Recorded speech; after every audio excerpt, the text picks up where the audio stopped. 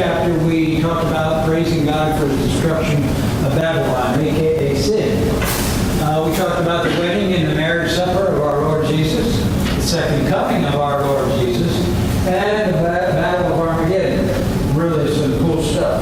And this week, we're going to learn about some more cool stuff. As we get to the end of this book, this is when things really start to pick up and you see what the future is going to hold for us.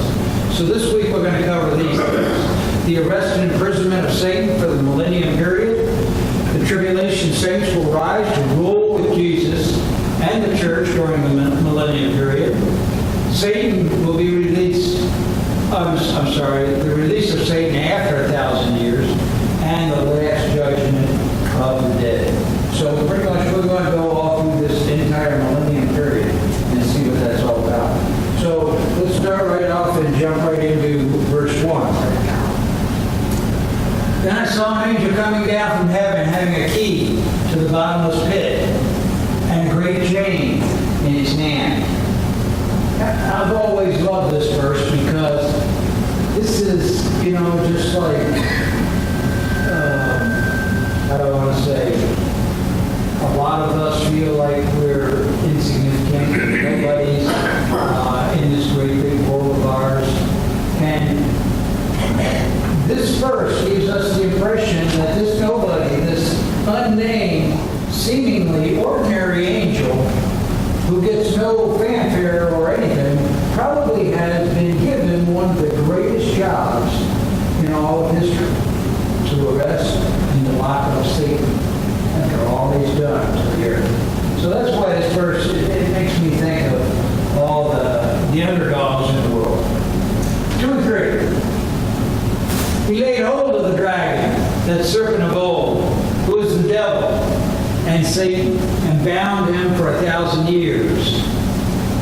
And he cast him into the bottomless pit and shut him up, and set a seal on him, so that he should deceive the nations no more till the 1,000 years had finished. But after these things, he must be released for a little while. In order to understand all this, you have to understand that Bible scholars believe that it's not necessarily fact, but there's a lot of evidence that indicates this. That after Armageddon, there's going to be 2 groups of people that will survive on the world. And the first group of people will be all those tribulation saints, all the people who believe in Jesus, who survived the tribulation period till after Armageddon. The second group of people that will survive are the people God is protecting, all the Jews in Petra. Remember them? How they escaped Petra from the dragon, and that's where they're going to hold up for the entire tribulation period. So these 2 groups of people, these are the 2 groups of people that are going to repopulate the earth. And it's going to be just like when God picked Abraham and Sarah, and how Jerusalem, Israel grew, so rapidly. And basically it's going to be the same way at the end of time.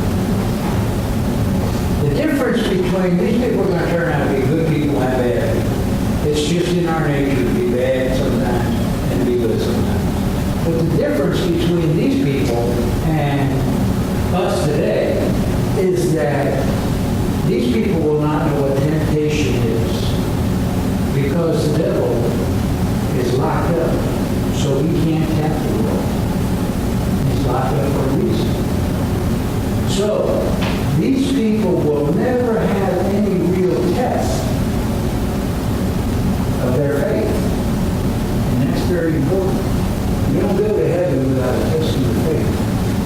So let's see how that's happening. Anyway, after 1,000 years, Satan will be released. He'll go back to doing exactly what he did when he was alive, tempting the world, tempting the nations. And sadly, many will fail. 4. And I saw thrones, and they sat on them, and judgment was committed to them. Then I saw the souls of those who had been beheaded for their witness to Jesus and for the word of God, who had not beast or his image, and had not received the mark on his forehead or on his hand. And they lived and reigned with Christ for 1,000 years.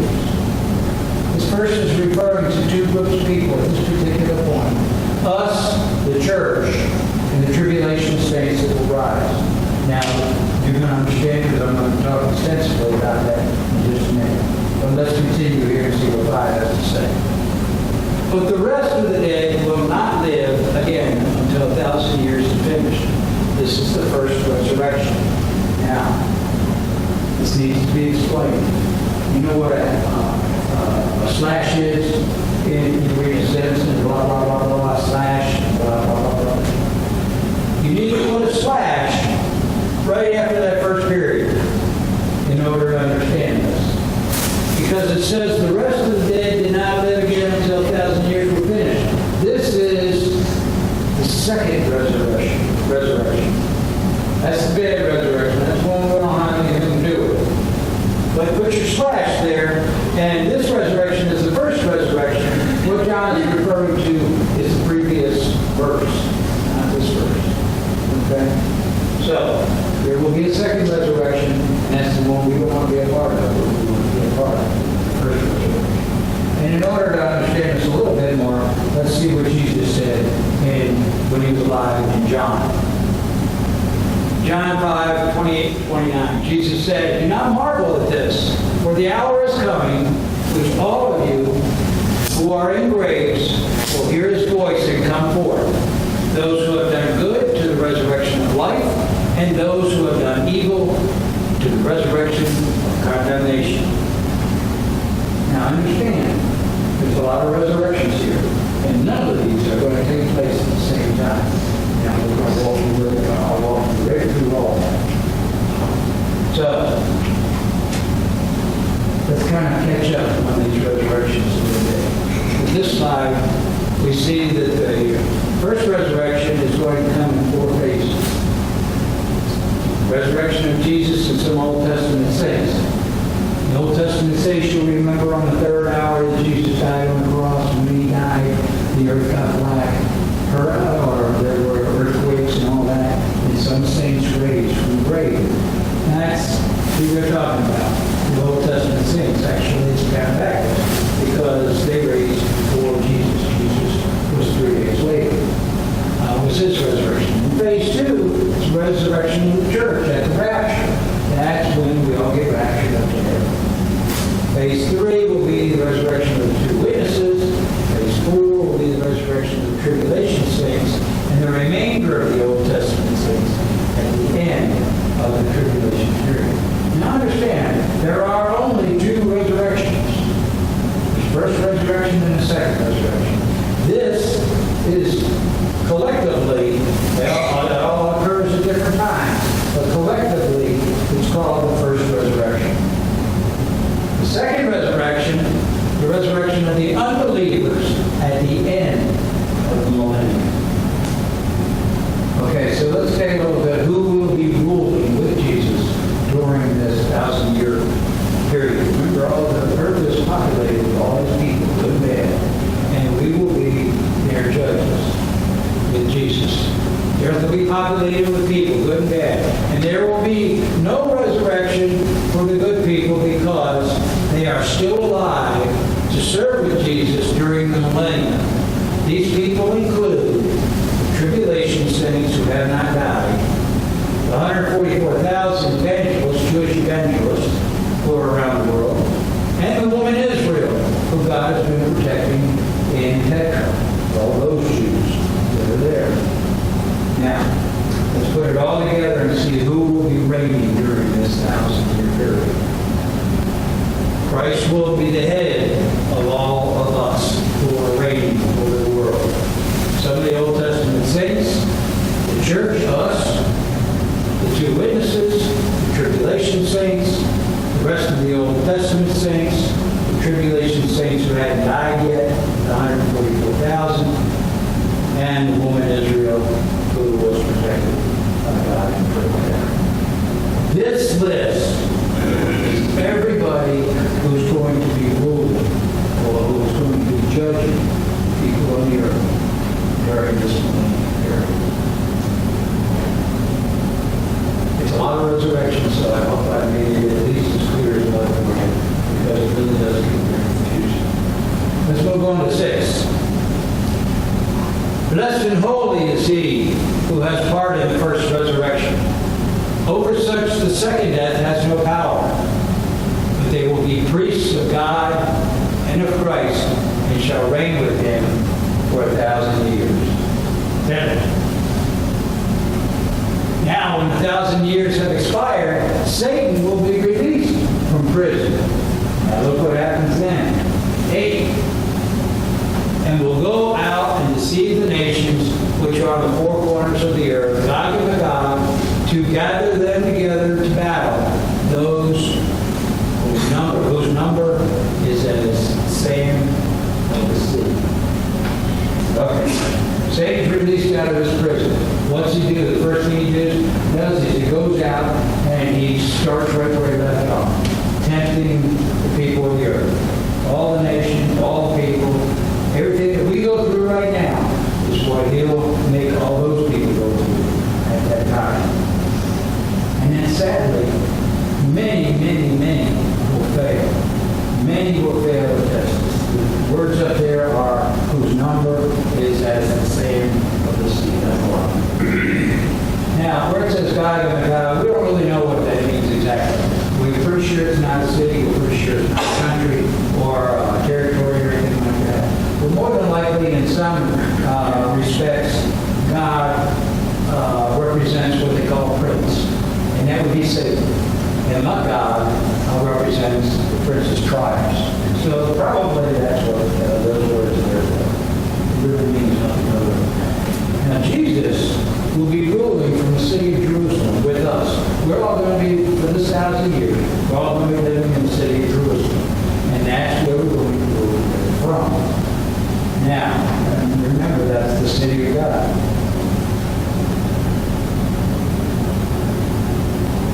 And then it's going to be just like the battle of Armageddon. Satan is going to go out and he is going to gather as many people, followers, as he possibly can to do battle, as Jesus said.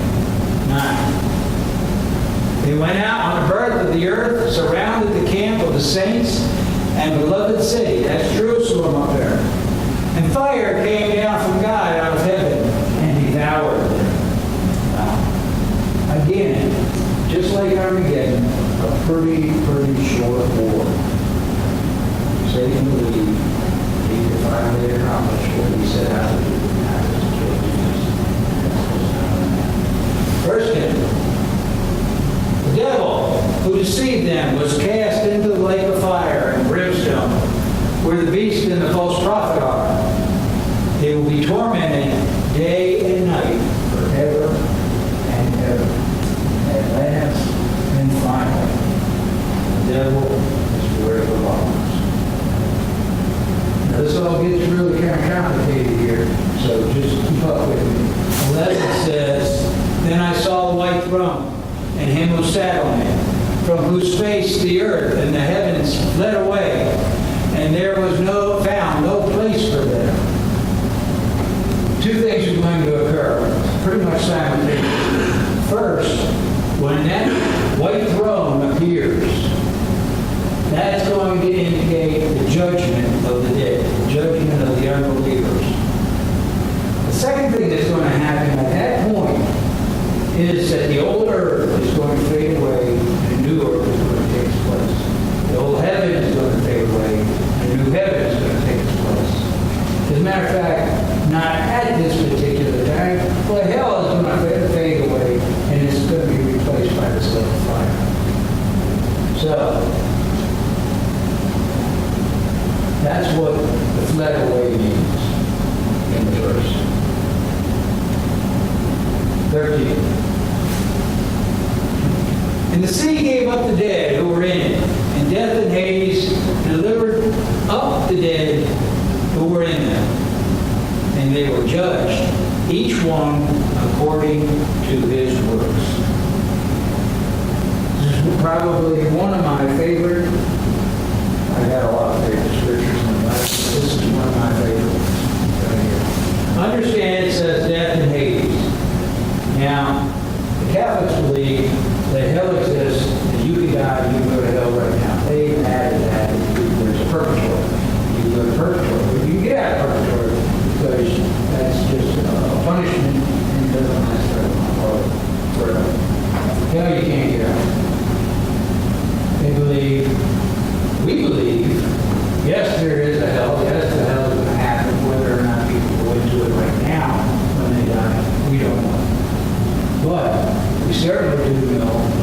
some will stay in the ground, and some will go directly to heaven.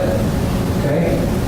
So understand, this hell, what this verse is talking about, death is the people that are in the ground. Hades is the people that died and went to hell right away. Those two both are going to give up their people, the unbelievers, and that's the people who are going to be judged in this final judgment. Now, what's so beautiful about this particular verse is the last part of it. It says, and they were judged each one according to his works. That indicates, just like I've told you many times, it's my personal belief that heaven has multiple levels. And when we die, we are going to be, we're going to know each other and all that sort of thing. We'll be able to move around and that sort of thing. But some of us will live better than others through these multiple levels. And that's exactly the same way it's going to be in this lake of fire. That's exactly the way it's going to be in this new hell. This says, Jesus is going to judge these people according to their works. Now, what sense would there be in judging them at all if they were all going to have the same result? They were all going to be able to make fire, they were all going to suffer exactly the same as each other. This verse is telling us that's not the case. This verse is telling us that, yes, if you don't accept Jesus Christ as your Savior, you have a direct ticket south. There's no question about that. But the works that you do on earth do make a difference. And that's what this judgment is all about. So if you're a really good person on earth, even though you don't accept Christ, you're still going to go to the lake of fire. But your eternity isn't going to be as bad as a bad person who's in the lake of fire. And then the verse finishes up. Death and Hades were cast into the lake of fire. This is the second death. Regardless of anything, this is where all these people are going to end up at the end. The second death. Now, even though this chapter ended kind of on us, it had no sour note head. Not very happy. I want you to understand that there was a lot of very good things that occurred during this chapter. Those are the things that we want to concentrate. This kind of stuff here, we need to concentrate on that so that we can help people not be in that group. There's also a whole lot of really good stuff in this chapter. And to that, we all God's children say, Amen. Amen. All right. I think you put the right number but the wrong title. Did I really? I think. I'm not sure. Well, which did I have right? 191 is Holy Spirit like divine. That's one you wanted, wasn't it? Yeah. Okay. So it's 191. 191.